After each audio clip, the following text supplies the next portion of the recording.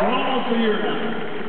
On February 10th of last year, I stood on the steps of the old state capitol in Springfield, Illinois, the building where Abraham Lincoln served most of his years in politics before he went to the White House, the city where I served before I went to the United States Senate.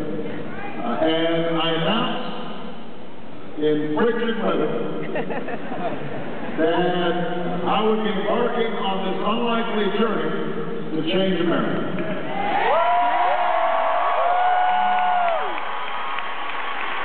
I have to tell you that some people ask me, why are you running this time?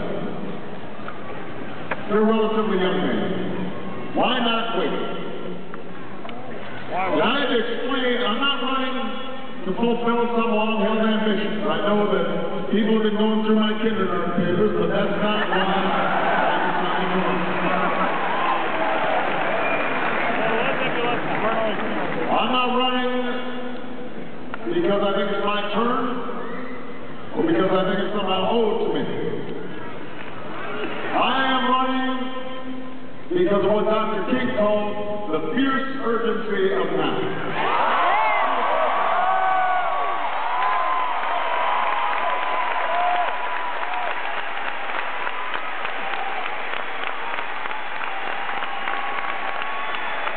Because I believe there's such a thing as being too late. That hour is almost upon us. We are in a defining moment in our history. Our nation is at war. Our planet is in peril.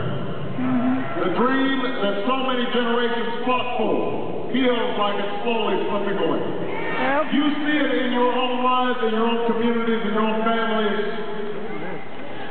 People are working harder just to get by. People are fearful of losing their homes because of predatory lending practices. People are worried about losing their jobs because of a softening economy. People have never paid more for college, never paid more for gas at the pump.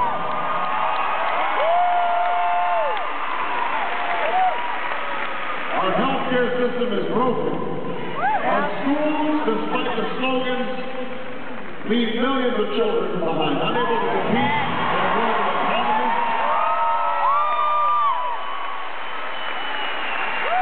And unengaged in our democracy.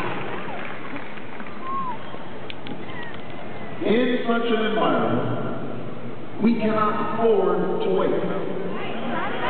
We can't wait to fix a broken healthcare system. We cannot wait to fix our schools. We cannot wait to end global warming. We cannot wait to bring this war in Iraq to a close.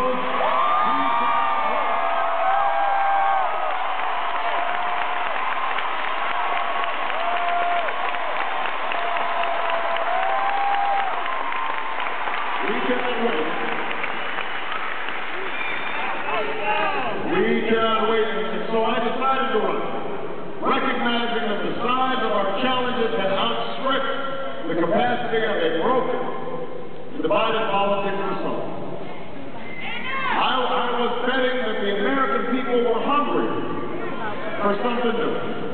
They wanted a politics that was based on our common values and our common ideals. A politics that wasn't about tearing each other down, but lifting the country up.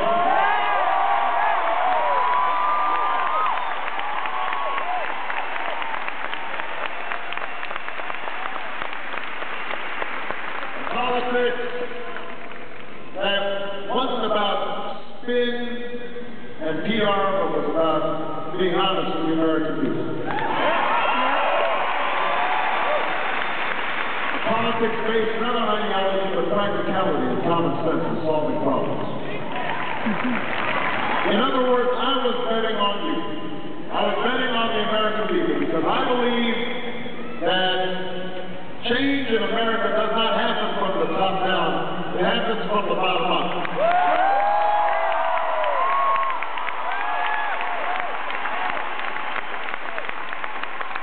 And I do not believe that we are as divided as our politics would suggest. I bet the American people, they are a decent and generous people. was betting that they were well known, sacrifice, work hard for future generations. And if we could just gather our voices together, people from all walks of life, black, white, Hispanic, Asian, Native American, old, young, gay, straight. There was no problem that we could not tackle. There was no destiny that we could not fulfill. And Arizona, I'm here to tell you that my faith in the American people has been vindicated. Because as I travel all across the country, people have been spirited, engaged, excited in this election. Look at this crowd. People have been coming out in record numbers. People have been listening to the debates. They've been reading the policy papers of all the candidates. Now, I'd like to take all the credit for this. I would. But I have to admit that part of the reason everybody's so excited is they know that they will be selecting this November the next president of the United States. And whatever else happens, you know that the name George W. Bush will not be on the ballot.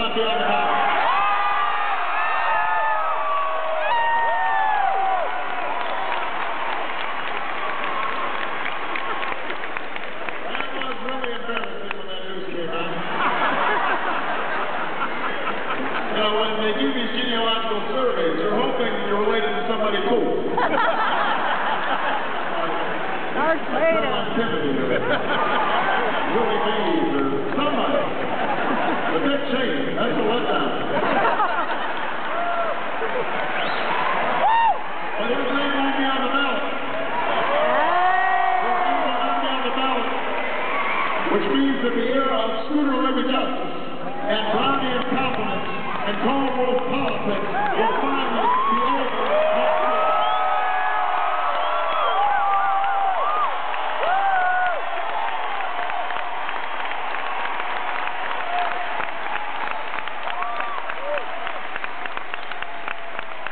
But that's not the only reason. It's easy to be against something. Part of the reason you're here is because you want to be for something. The American people are anxious about their futures. They don't want to just look backwards, they want to look forward. I know this because I've been in conversations with you. You've told me your stories. And all too often they've been stories of struggle and stories of hardship. All across this country, I've met workers who, after 20, 30 years of putting their heart and soul into a company, making profits for shareholders, suddenly they had the jobs shipped overseas. They're left without a job, without health care, without a pension, trying to figure out how they're going to survive on a $7 an hour job at the local fast food joint. All across America. I mean, retirees who've seen their former companies go through bankruptcy, dump their pensions, even if the CEO of the company gets the golden parachute or bonuses for him or herself. All across this country, I meet teachers who are working. I meet teachers who are working second jobs because that's the only way they can make ends meet. And those same teachers digging into their own pockets to buy school supplies that should have been provided.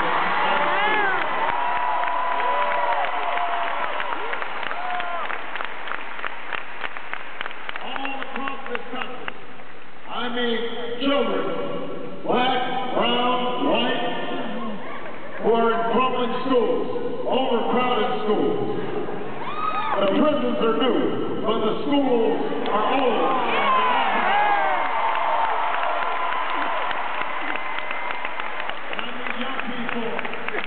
I need young people who have the grades and the desire, the passion for a college education, but just don't have the money. And if they borrow money, they've got $20, $30, $40, $50,000 worth of debt. They've got a mortgage before they even buy a house.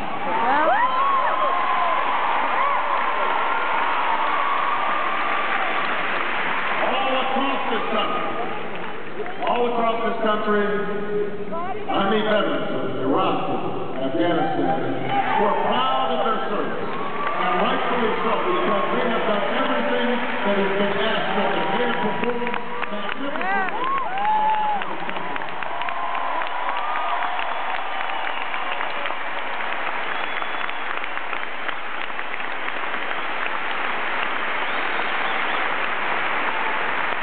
But those veterans, they're still thinking about their buddies who are still in Iraq.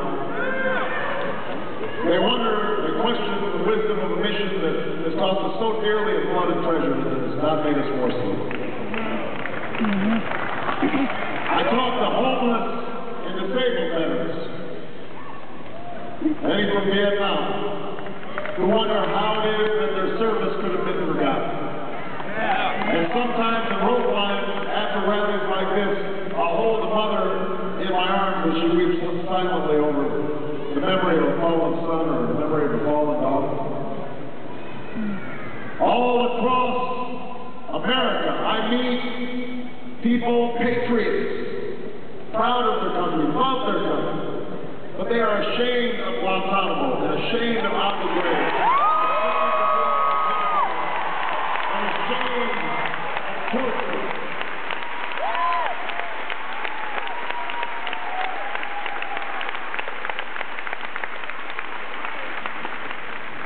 They love this country.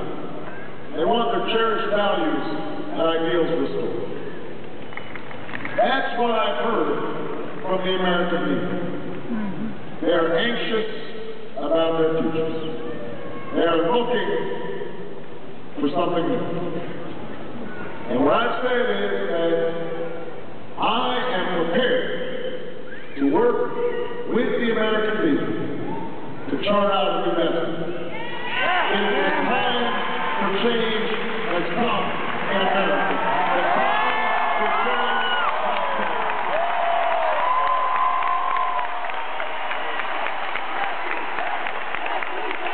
Yes, we can! Yes, we can! Yes, we can! Yes, we can! Now, what I've also told the American people is I can't do it by myself. Yes, we can! You have to be ready for change. You have to be committed. Remember I said, change doesn't happen from the top down, it happens from the bottom up. The American people have to be ready for change. But if you're ready for change, then we can go ahead and tell the lobbyists that their days of setting the agenda in Washington are over.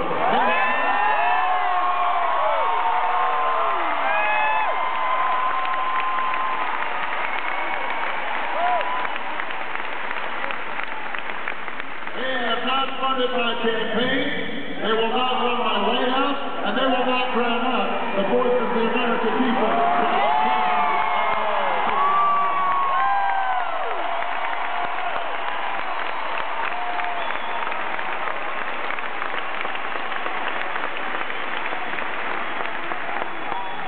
If you are ready for change, then we can stop talking about the outrage of 47 million people without health insurance and start doing something about it. This is personal for me. This is personal for me. My mother died of cancer when she was 53 years old. And that was tragic enough. She never saw her grandchildren. But what made it worse was watching her on her hospital bed reading insurance forms because she had just gotten a new job. And the insurance company was saying maybe there's a pre-existing condition and we don't have to pay for your medical care. I know what it's like to see a loved one suffer. Not just because they're sick, but because of a broken health care system. It is wrong.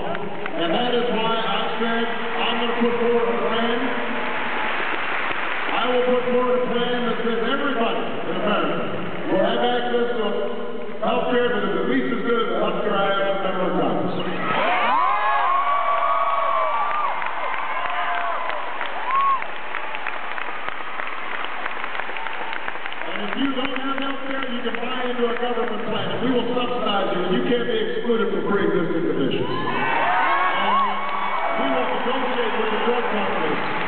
for the cheapest available price on drugs. And we will emphasize prevention so that we don't have children going to the emergency room with treatable illnesses like asthma. And we'll save money and improve quality. And if you've already got health care, then we're going to work to lower your premiums by $2,500 a year.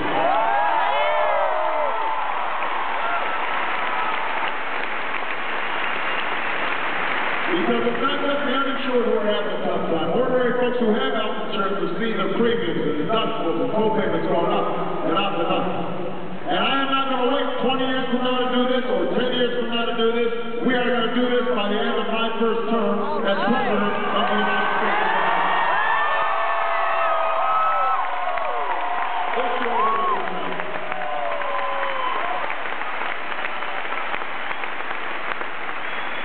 If you are ready for change, we can make sure that every child has the best education that this country has to offer. From the day they are born to the day they graduate from college. We know what to do. What's been missing is a sense of urgency, a sense that every child matters to us. They're not those children. They're our children.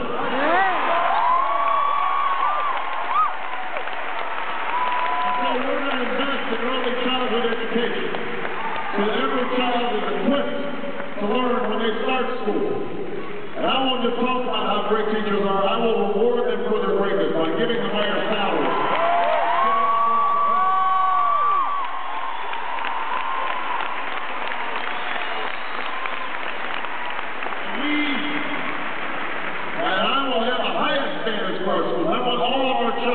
Be able to compete.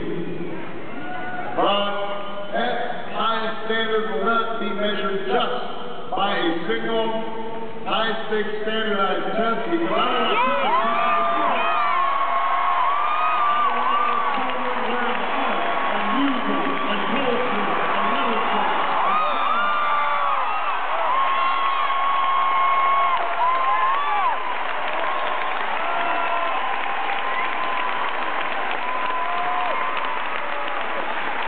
and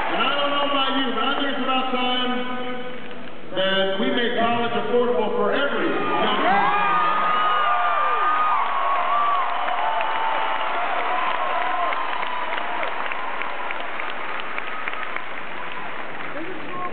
I've put forward a plan for every young person, every year, $4,000 tuition credit, so that they can afford to go to school, aren't loaded up with debt now. Young people, you will have to provide something in return. You're going to have to engage in community service. Work in a homeless shelter. Join the Peace Corps. Represent this country. We will invest in you. You will invest in America. Together, we will move this country forward.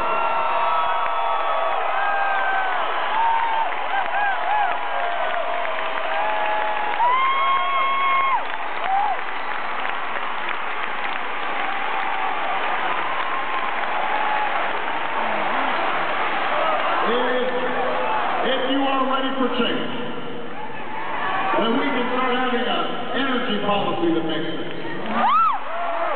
We can stop spending $1 billion a day to foreign nations.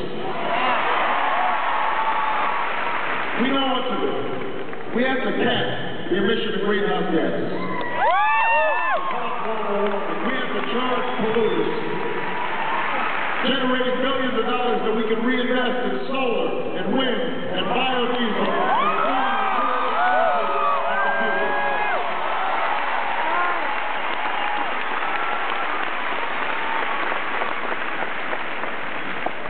we have to increase fuel efficiency standards on trucks. That's the only long-term way to bring down gas prices, by using less and reducing demand.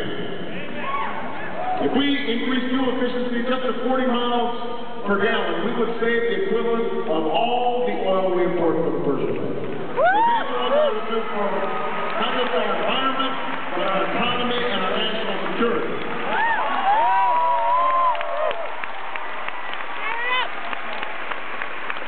And by the told them I didn't do it in front of the Sierra Club. I went to Detroit and talked to the automakers. And I told them that they had to change their ways. And I would have to admit, the room was really quiet. Nobody clapped. But that's okay, because part of what we need from the next president is somebody who is not just going to tell you what you want to hear, is going to tell you what you need to hear.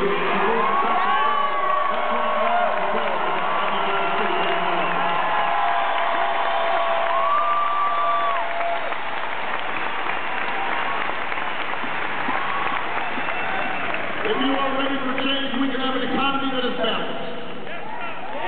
I believe in the marketplace. I believe in capitalism. But I also believe that our economy works best when it's working for everybody. If you've got CEOs making more in 10 minutes than ordinary workers are making an entire year, and the CEO is the one who's getting the tax break, then something is amiss. Something is wrong.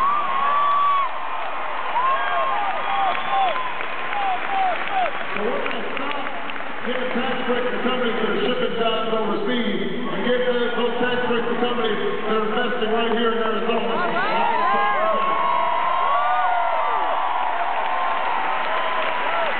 We're going to take tax breaks away from the wealthy, but we're going to give tax relief to folks who are making $75,000 a year or less. We're going to spread our seniors. If you make less than $50,000, you don't have to pay tax.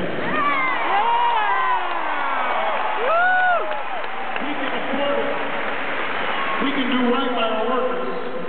We can have trade agreements that have labor standards and environmental standards so that we don't have a race to the bottom, but we're lifting all workers around the world up. And the environmental standards of this planet, all around the world, we are lifting them up. And I won't just raise the minimum wage every 10 years. We're going to raise the minimum wage to keep pace, so that workers are not poor. If you work in this country, you should not be poor.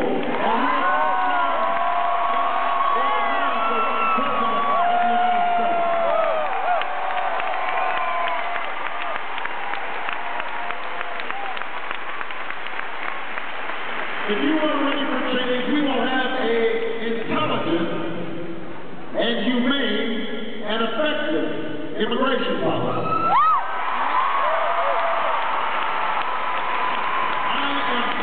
Immigration used as a political football. We can be a nation of law and a nation of immigrants. And we can deal with our borders in a serious way. Yeah. And we can deal with our employers so that they're not undercutting U.S. workers. But we can also show an understanding that many people here have put down roots, and many children here have been raised as Americans. And we need to put them on a pathway so that we not have in this country, and that's what we're going to do with the President of the United States of America.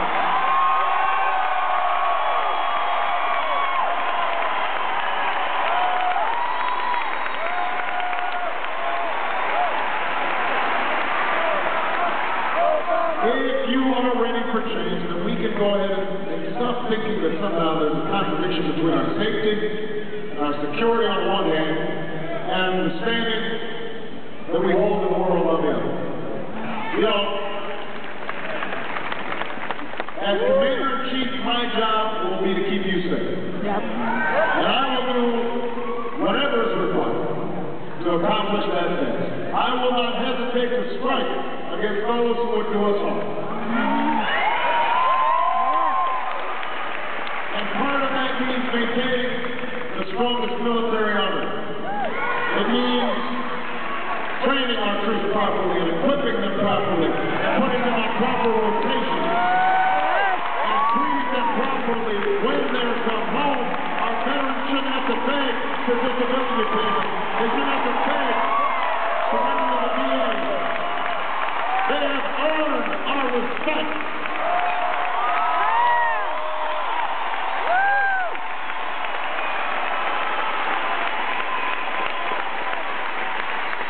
But part of keeping you safe is deploying that military wisely.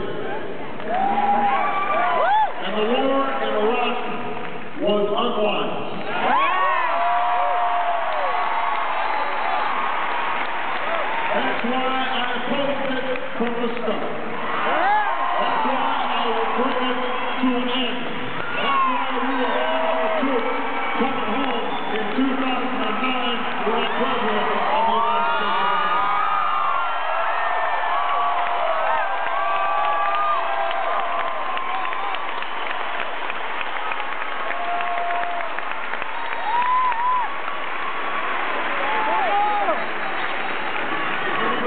So we will be in a position to finish the fight against Al-Qaeda in Afghanistan.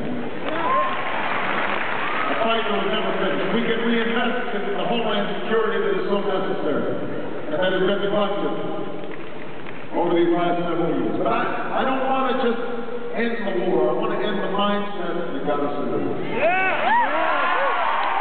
want to restore a sense of diplomacy in our foreign policy.